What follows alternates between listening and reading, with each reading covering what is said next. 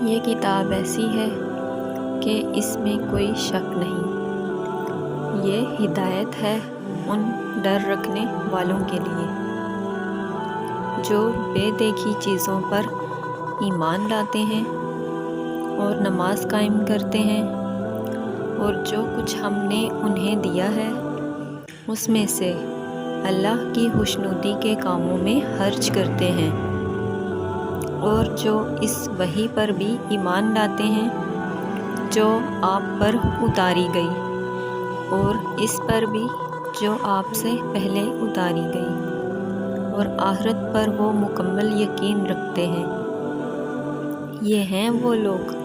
جو اپنے پروردگار کی طرف سے صحیح راستے پر ہیں، اور یہی وہ لوگ ہیں جو فلاح پانے والے ہیں۔ بے شک وہ لوگ جنہوں نے کفر اپنا لیا ہے، ان کے حق میں دونوں باتیں برابر ہیں، چاہے آپ ان کو ڈرائیں یا نہ ڈرائیں، وہ ایمان نہیں لائیں گے۔ اللہ نے ان کے دلوں پر اور ان کے کانوں پر مہر لگا دی ہے، اور ان کی آنکھوں پر پردہ پڑا ہوا ہے، اور ان کے لیے زبردست عذاب ہے۔